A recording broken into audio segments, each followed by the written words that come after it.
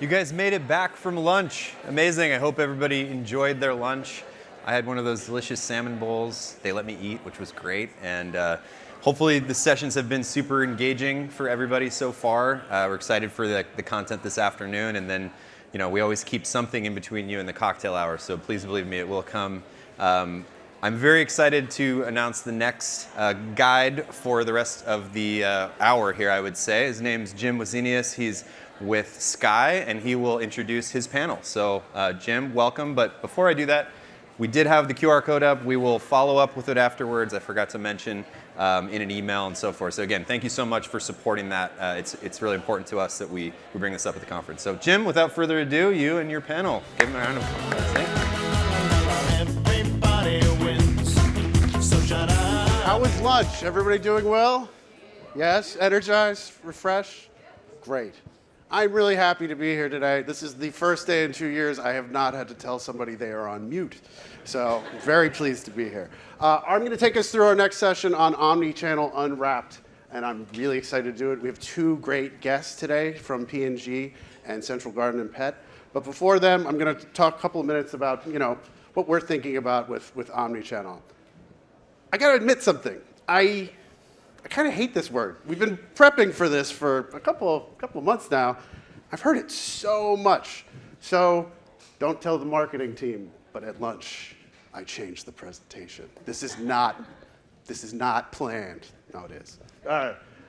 I want to talk about shopper-centric marketing, because I think as brands and marketers, we need to be thinking about it more this way. We need to be thinking about this, the shopper being at the center of experience. We are trying to create a unique path for consumers so that no matter how they try to interact with our brand, that they have a consistent experience, whether that's online, in-store, through a publisher, or through retail media. But the shopper needs to be the focus for us as marketers. So I want to look at the history of this a little bit, and I'm going to play a quick game with you guys.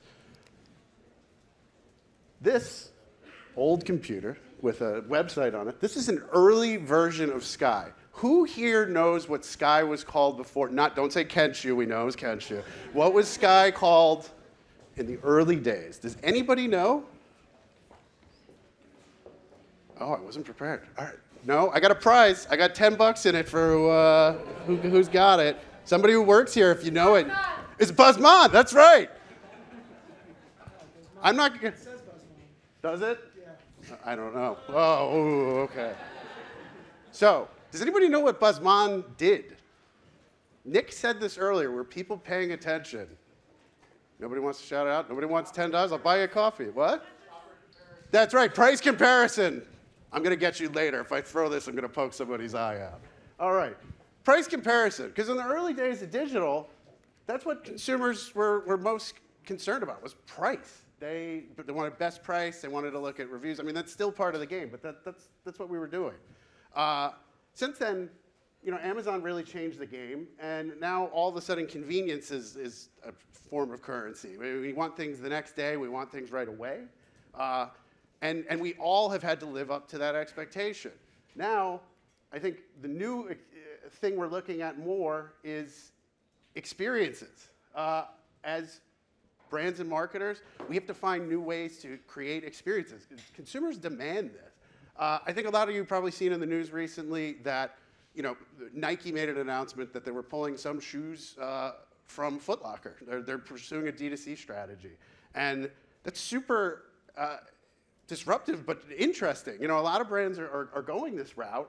And I think retailers are doing really interesting things, almost going the other way. Macy's just launched a new personal shopper program on your style. It's really cool. But the shoppers are getting way, way more demanding. I'm going to call it the Freddie Mercury effect. I don't know how many Queen fans we have, but I want it all, and I want it now. I'm not going to sing it for you. But look at it, and as these bubbles pop up, I mean, these are all things that we're hearing in the marketplace. I want a discount. I want it fast. I want a subscription. I know I'm making them sound whiny, but if I'm being honest, I think we're being a little demanding as consumers. But this is what we have to deal with as marketers. What every brand needs to do is create an experience and find new ways to target people. But for every new way there is to target and own that experience, probably a couple of ways we could screw it up. What a brand doesn't want is to be in the wrong place with the wrong message at the wrong time. I'm going to show you a very old ad gone wrong. But when Rich Media was developed, I think we were excited. But it runs, as we try to target better, we run into some problems. This Toyota guy, I mean, thank God this is like 20 years old. But I mean, this happens a lot. You start going on different news sites and things like that, and keywords that would trigger a good place for an ad wind up being a problem. Now, again, the Bethany one kills me. I used to work in outdoors, so this happens in our oldest form of media. This isn't just an online-only thing. This happens everywhere. And I'm sure you guys have all seen this recently, but I do want to show a recent occurrence of this. Let's cut to the video.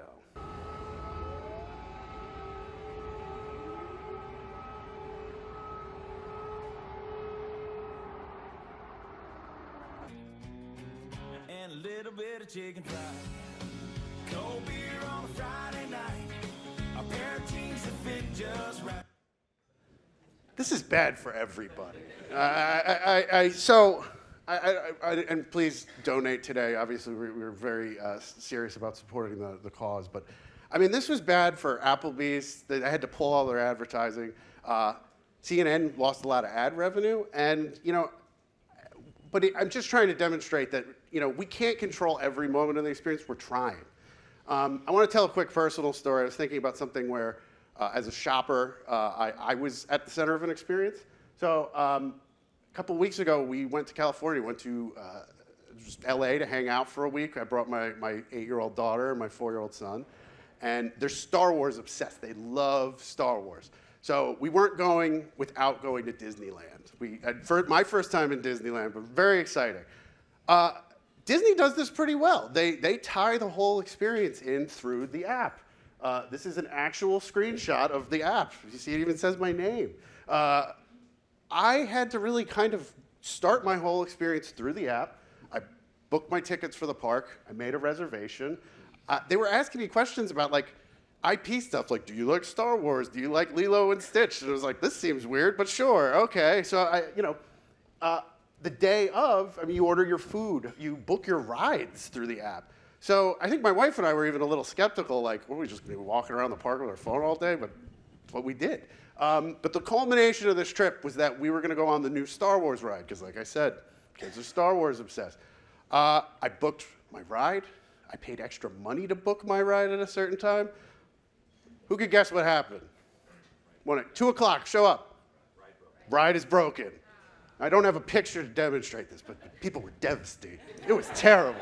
My daughter was crying on a bench. My son was lying on the ground telling me that he doesn't like California anymore. And my wife was like, what do we do? And I'm like, I'm not really sure.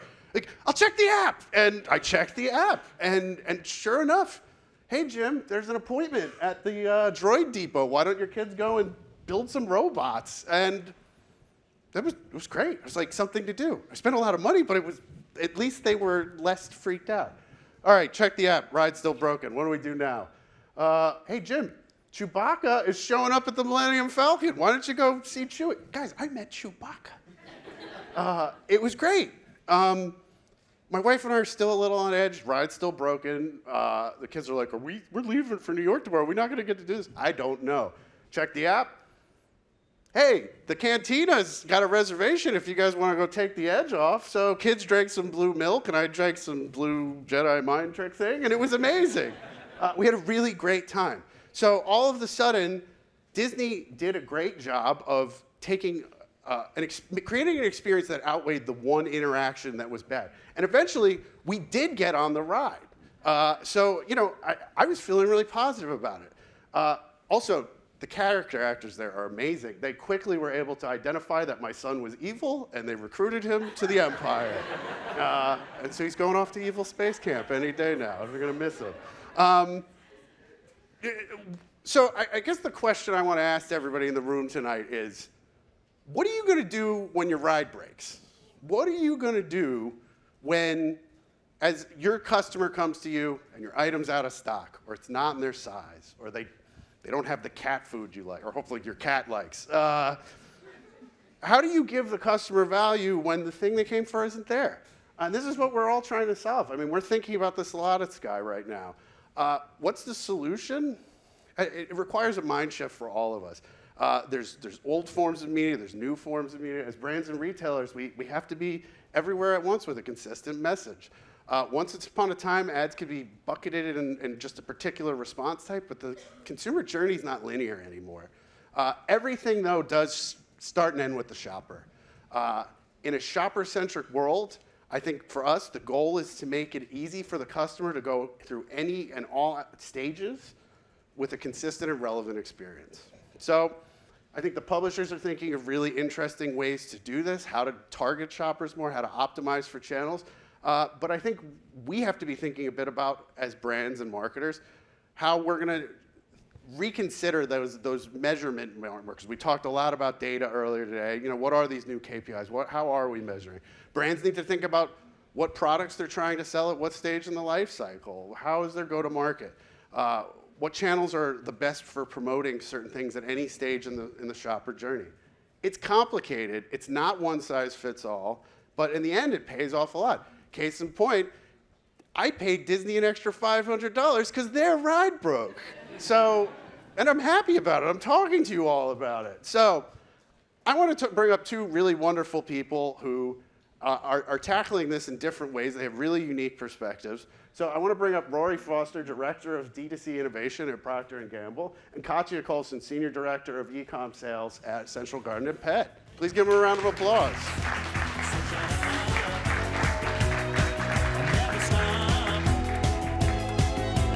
How are you guys doing? Doing well. Good. Thanks for having me. Oh. Us, I guess. Yes, thank you Cool. for having us So, both. yeah, we're very excited to have you guys here. Can we do a quick round of intros? Katja, can you tell me what you're doing? Not here, we know why you're here, but what you're doing for Central Garden & Pet. Yes, so I'm with Central Garden & Pet, and I was brought in to help manage our online business, which really makes up a lot more of the company's sales today than it did 5 years ago. And that includes, direct-to-consumer businesses and pure play like Amazon, also omnichannel. So anything we do online or outside of the store is my responsibility. Excellent. Rory, why don't you tell us about how you're looking at this? I mean, that's a hard act to follow. So I have launched direct-to-consumer businesses for P&G brands. Right now, my purview is focused on lean innovation. So using direct-to-consumer as part of a learning journey to understand whether the products and services that we're innovating really are going to impact the consumers and then hopefully the business, which in the end is what we're also interested in. Awesome. I want to know a little bit about your different organizations. Like we talked, I know I said I don't like the word omnichannel, but we're going to use it. Who's owning the omnichannel strategy? Is it you as individuals? Are the responsibilities spread out? Let's start with you, Rory.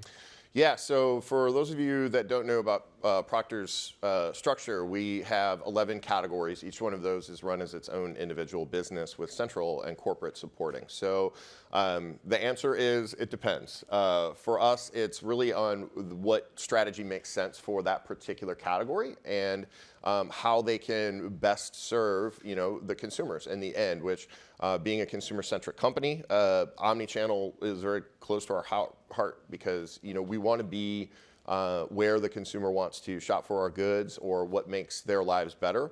And that's going to vary by category. So some of those categories are e-commerce heavy, some are more traditional brick and mortar, but I think every one of them will have some blend of the above to be meaningful, be at the right place at the right time. Excellent. That's really interesting. Katja, I want to hear a little bit more about how the ownership is out at your brand. Procter is always one of the best examples in the industry, of course. Central, we're still very much evolving. The category of home improvement has grown and is evolving into a category that comes with a generational shift as well, right? We have a new generation buying houses, becoming homeowners, and treating their gardening, treating their home improvement projects differently. So this is a long prelude to the Central as a company being in this evolution stage right now, and trying to create the center of excellence for e-com, but then positioning account managers to take care of those .com accounts, whether it's HomeDepot.com, Walmart.com, work with those teams directly to manage online sales for that particular retailer. So we have it decentralized with a center of excellence where some of the resources and partnerships, like partnerships with Skai and other third parties, exist. But it is an evolution. Rory, are you seeing, I assume, similar with P&G, you're seeing your audience kind of get a little older, new people coming in. I mean, how is that playing out in the organization? Yeah, I mean, if you think about our products, which are a pretty wide variety of categories and offerings, there's going to be aging out, there's going to be aging in, so it requires a constant understanding of the various consumer groups and what's important to them, where they want to shop, how it's going to fit into their lifestyles.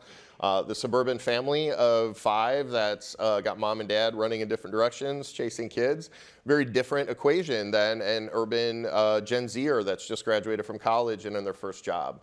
We want to be there for all of that wide spectrum of consumer, and that requires us to, one, be flexible, but also stay very close to the consumers, which the company was really driven by that mission from the beginning. So. And you mentioned the Freddie Mercury principle, and I want it today.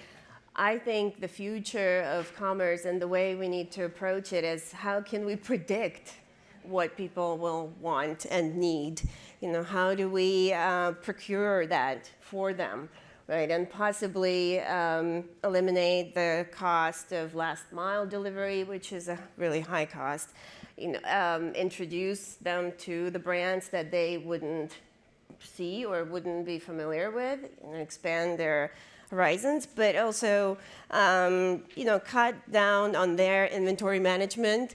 What if we could, get people to sign up and basically procure to their household certain needs and wants that they will have throughout the year, and then the products they don't use, we would pick up, right? So it's becoming almost a merger of direct-to-consumer and retailer and omni as a future, vision for our CPG brands, right? And work with retailers that we. Yeah, and I'll take that and say that it's not something that our company, probably your company, can do themselves. So it becomes a partnership model and understanding the vendor solution. So subscription. Yep. What vehicle is going to get the product there at the right time in the right quantity. We have to understand that, but we often will need help doing that. And when it's communication, so whether that's media or whether that's advancing into social commerce, like how do we take what's already working that companies are doing and understand how it can, reach mutual goals for what we want to do and what that company has become very good at. And hey, we see examples of this happening already. Walmart is testing. They've partnered, right? We see these strategic partnerships of big companies or big retailers with tech companies or smaller third parties to deliver, to satisfy the convenience, right? To bring value. Walmart is now delivering. They're testing the home delivery where they can leave the box by the front door, right? And it works really well up north, like in Norway, where the temperatures are high and you can leave anything in that box and it will be fine. But then the question becomes, how do we, is there a way to expand on that, right? And predict what they might need. Who do we partner with? And the possibilities are limitless. I want to talk a little bit, I want to dig in on, and you were saying about trying to predict out? I mean, what data and measurement are you using at least as an indicator for trying to become your own psychic? Wild guesses. That's Wild- entirely my personal strategy. Yeah, gambling. Yes. Gambling?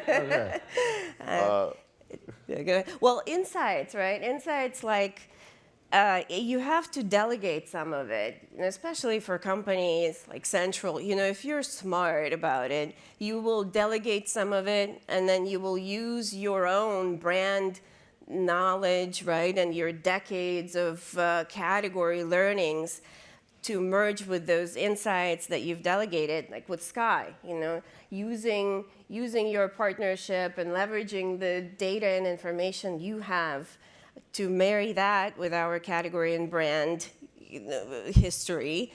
And then, yes, you need those people, right, that are passionate and interested in reading that data and coming out with strategies, right, and that are actionable and also realistic. It needs to be 6, 12, 18-month the goals versus just pie in the sky 20 years from now. Yeah, and I would say that one of the reasons direct-to-consumer has become so important, not to just small brands starting out, but large brands that are trying to continue to evolve in their space, is that first-party data relationship, the understanding the consumer, the direct connection to the consumer. So first-party data is huge. It's the gold standard, especially as we move towards degradation of the cookie and some of the challenges. I often say that I think the next ID is going to be the true digital currency. I look at, there's players out there, UID2 with Trade Desk. Everyone has, I think, a different perception of where it's going, but it all speaks to the fact that we can't be overly reliant on third party, even with great partners and that are providing great third party data signals. One thing that we've had enjoyed some success with Skai is your partnerships in the data world have been able to inform some of the work that we've done, which we've had a pilot that was, I was extremely impressed at the narrowness of the target, but the ability to find it using the expertise and relationships that you had. And that, I think, fits so well into that combined first and third party approach. Like we can't own everything, and not everyone's going to give us their data. So how do we manage what we have and optimize against? Yeah, and I appreciate, Skai, for example, the partnerships that you guys have with companies like Profitero, right? Where you partner with them to help us absorb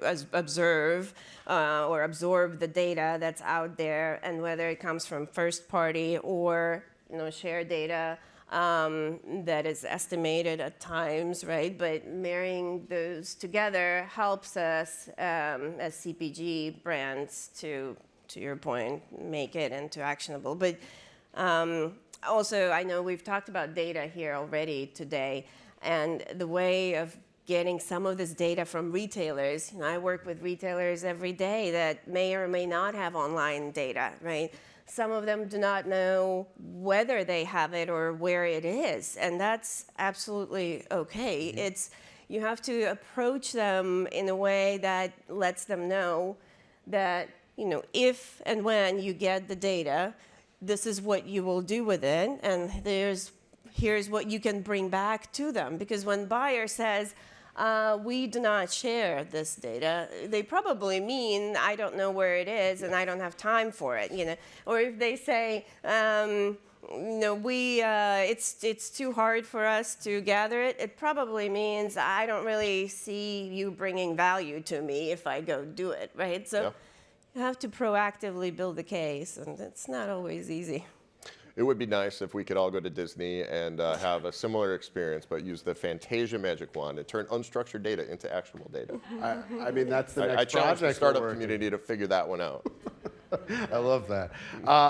I think that's what we do really well with our clients, and a lot of the work that my teams are tasked with was, merging that first-party data with that retailer, and whatever your true north is. What unique things have you guys found as you look at your data in different ways, like about the shopper journey? Is there any interesting insights that you found that you couldn't believe you found that little nugget of gold in the data? I would say that the connection to key opinion leaders and that's driving social commerce is rising relevance. I wouldn't necessarily say it's surprising, but the speed of adoption, I think, has been a little unexpected. You're having brands entirely being built by social commerce, partnerships between celebrities or influencers or athletes. One of my favorite ones I've recently seen was from Queer Eye. There's a hair line that came out from the hairstylist of that, and that brand is exploding entirely, largely through social commerce. And it's because this shift towards consumers trusting not only the key opinion leaders or the creators that they identify with, but that ability to interact with that data that I mentioned earlier about why there is benefit to D2C in that regard. So I would say that kind of speed of adoption to the S-curve of using that social commerce model because of its connectivity and proximity to the end consumer. We found, well, convenience is not going away, right? Price and convenience, those are kind of pillars that we see over and over again as the ways shopper picks and chooses to go with certain brands or retailers. But with convenience, during COVID, right, a lot of us and a lot of older generation tried Instacart or Shipt for the first time to get their groceries delivered, right? And post-COVID, or whatever this is, right? We see these people ordering outside of grocery. We see them ordering categories we did not think would be ordered via Instacart and Shipt. And that's on purpose. I guess we're done. No, just Could we green screen us in front of something lovely? Is that what's happening here? Better. So those we see as opportunities, obviously, but also it shows us how flexible people are, right? To try and get things to them quicker, or try different channels that before were not knowable or even up for discussion in some cases. That's really interesting. I think even like from a personal perspective, my grandmother who didn't know how to use her iPhone all of a sudden is like, oh, I'll get that on Instacart, or I'll get that from my, I was like, I never thought I'd ever live in a world where my 92-year-old grandma was actually efficiently using her iPad. Like, Well, and I think that speaks to the beauty of omnichannel, is that there is a place for all of the technology, and while COVID did accelerate it, even for the 92-year-old grandmas, because I have one too that's also done the similar. For her, it's about convenience. She can go and have it put in her car, which makes it easier on her. And it was a little bit of a habit change and a little bit of coaching on using, how to do it. But now that's part of her habit, and I don't think we're going to see a complete shift back. So, from a retail strategy, that's a really interesting challenge. Is how do you get the people that have gotten used to the new habits back in? And I think that comes with experiential and selection. I'm an e-commerce professional. I still like to see a shelf of options if I'm undecided and evaluate them. I like the retail experience. I also like getting out of my house, which we haven't done for a long time. And now we're in COVID light. We'll call it COVID light. It's an option now that wasn't there before. No, it's a great point, because we've done studies, and we now know that people miss being in the store. People love that experience. They continue to love that experience. They want their stores to be their places where they come and touch their produce and smell their flowers and get things, and it's a social experience too. But the combination of both now, right? The shelf is shrinking. The competition is rising. There are more and more brands. Everyone is online. Everyone has a QR code. People research what they buy. Up to 90%, of everything that is bought in store begins with a search of that product online with a person, Googling or looking at Amazon. So yes, the blend is right there, but but I think that's where we come in and working with retailers to understand clear attribution, to tie the performance to investment we put down, right? Whether we invest with search or different online media vehicles. Every retailer has their intricacies and their different technologies they're testing. So it is a challenge to be connected and understand their specific road. But that's why it's exciting. It's never boring.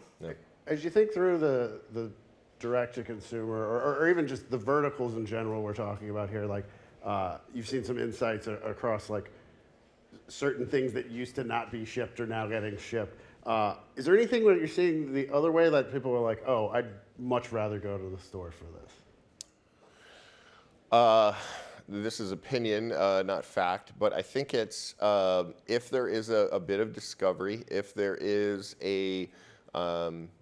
an appetite for touching, feeling, seeing, which makes packaging obviously a huge consideration. Like I do think that certain categories are resilient for the in-person experience, even if habitually during COVID we adopted to buying online, we're still going to revert to buying those things in store. And I think that plays a little bit into the consumer psyche too.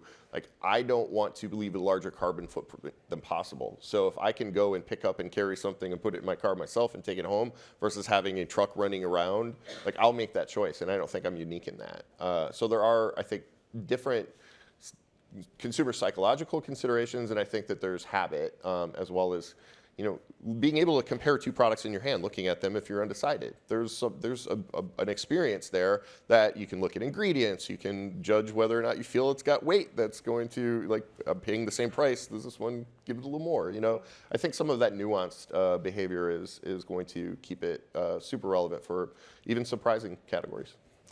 Yeah, I can think of a good one from a perspective of the ladies here, and not limiting it to ladies, but trying clothes on, right? That's visceral to us. And if you have children and they grow up and become teenagers, it's also an experience going shopping with your teenage daughter. For me, is a huge deal because through that I learn more about her and where she is and what she thinks and what she likes. So you can't do that online, but Walmart, is testing. It's in beta right now, where you can pick a model online that fits your physicality best, and then you can shop for clothing. It's in initial stages, but they're trying to innovate and test and learn. So it's coming, but I think that's an example of doing it in person. I'll have to see if they have Chris Helmsworth in their model. Yes, yeah. I don't think that's exclusive to the ladies, Katya. I mean, I had to, this weekend I was like, oh crap, it's shoppable next week. I gotta get not sweatpants. So I went to the store. Exactly. Yes. How does it fit? Do I fit? I mean, we're social beings. We want to look our best to represent. Yeah.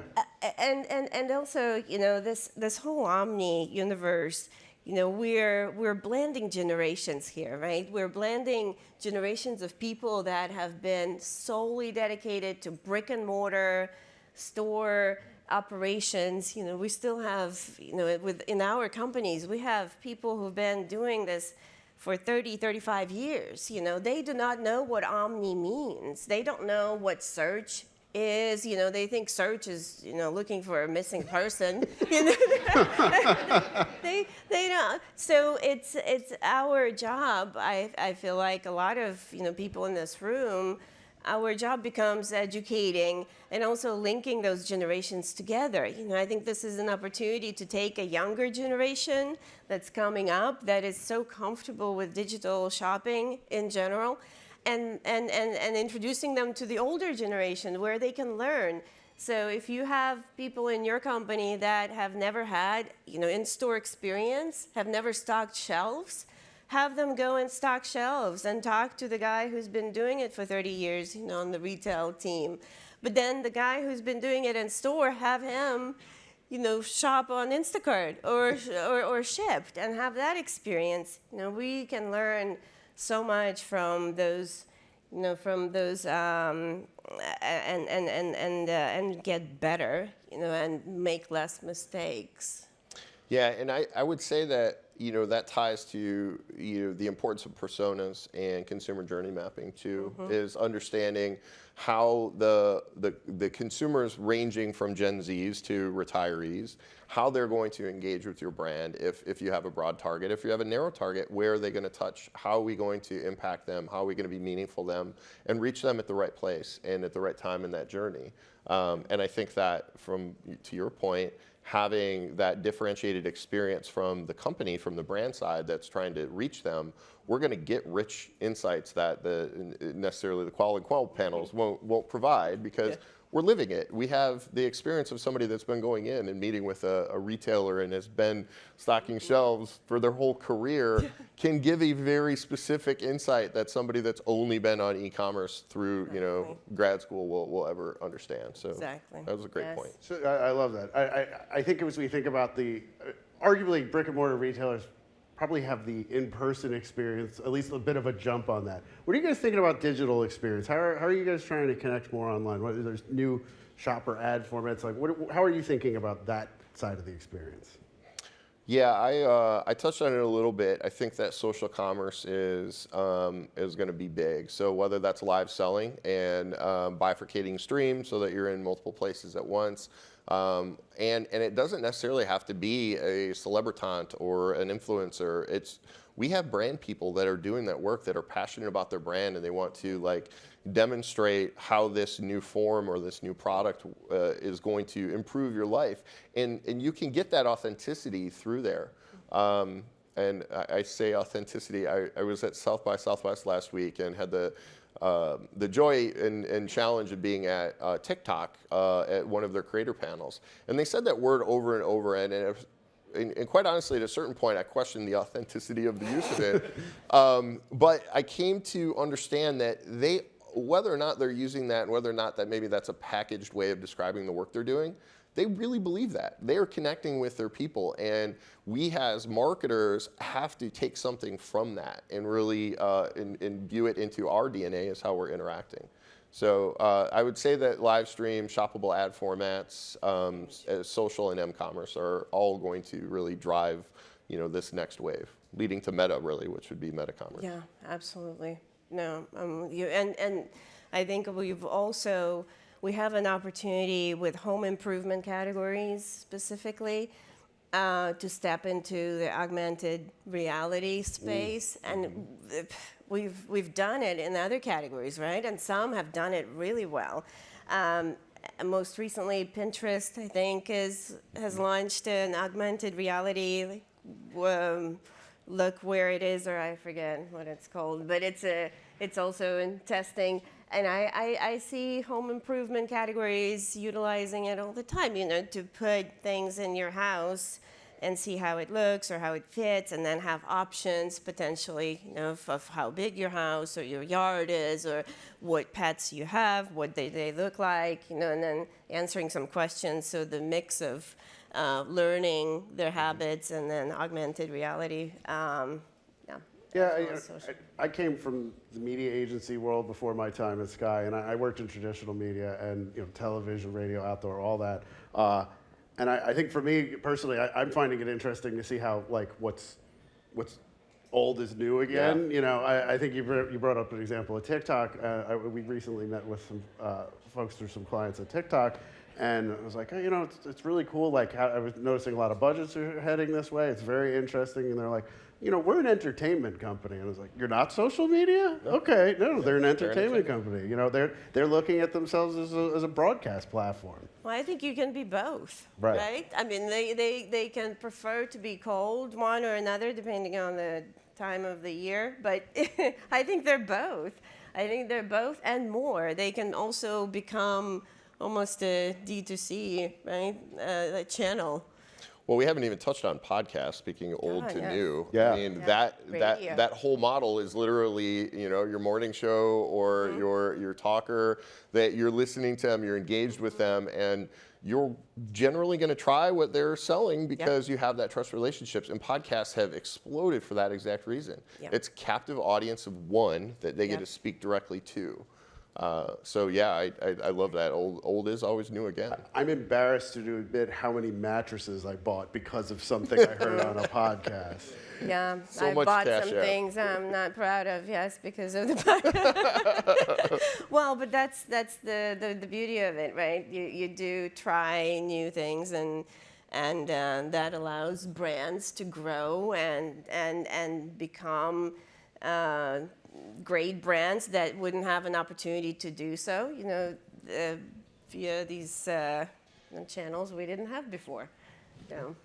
So we're approaching the 5-minute mark, and we had talked about maybe taking some questions from the audience. Are you guys up to me throwing you the wolves? No way, no, Okay. no. Cool. So I want to ask the room. I'd love to get you guys involved in the conversation. Is there any questions you have for Rory and Katya up here? Raise your hand. Shout it out. I love when we cover it all. I know, you've it's so said it all. satisfying, yeah. Or they might not like us. Yeah, that's wild. That's fine. If you guys, I mean, they've covered a lot of ground today. We've covered a lot of ground today. I want to, with a few minutes left, I want to think a little bit more about like these ad formats. Is there anything else you're seeing outside of? So we talked a lot social media, but let's think about the retail media space. Think about even just traditional search. What else is working? Yeah, I would jump to video quickly, and I think that's part of habit change, whether it's consumption of the TikToks or the YouTubes of the world. But people went from I stream all my shows ad free, so while I still watch sitcoms and I still watch network television, it's largely in an ad free format.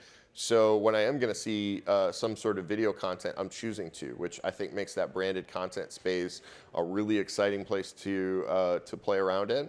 And it also gives you an opportunity to deepen or broaden your relationship, because if it's new to form, and a lot of what I do is new to the world, either forms or brands. So being able to show how to use this thing people have never tried before, and be authentic with it. But like, people are consuming what is essentially marketing content, because if it's done well, we've grown up with that. I grew up watching commercials and loved commercials. That's why I got into the industry.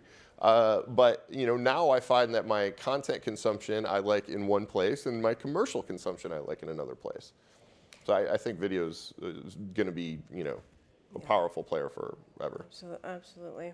I can think of retailers, from the perspective of retailers, their ability to track sales off-site now. Yep. And some retailers do an amazing job. And if you haven't, and you have an opportunity, ask your retailer that you work with if they can, because they're gaining this capability of tracking sales that come from off-site media that's theirs, but they can tell you what incremental sales they got in store as a result of that off-site media. And that's nothing to sneeze at, No. because that kind of information is gold for you to have to understand your investment with them, and it may surprise you. We usually look at off-site media as, it's pricey, it may fight with some other media we have off-site, but retailers that have off-site media have capabilities now that are really interesting. Yeah. I would also say consumer electronics. Samsung has a network. They've got multiple devices in a lot of homes. So I think that that's a really interesting programmatic play. It solves addressable, which while has matured quite a bit, is still somewhat challenging if you're doing CTV in your buys. And if you can, without creeping the consumer out, be in all of their places at once, telling your story in a serial fashion so that you're bringing them in the places down the funnel. And I think that that's probably the mistake I see most often with CTV is I don't want to watch Hulu and see the same ad 9 times in one episode. But it's because the seriality piece of it I don't think is there yet.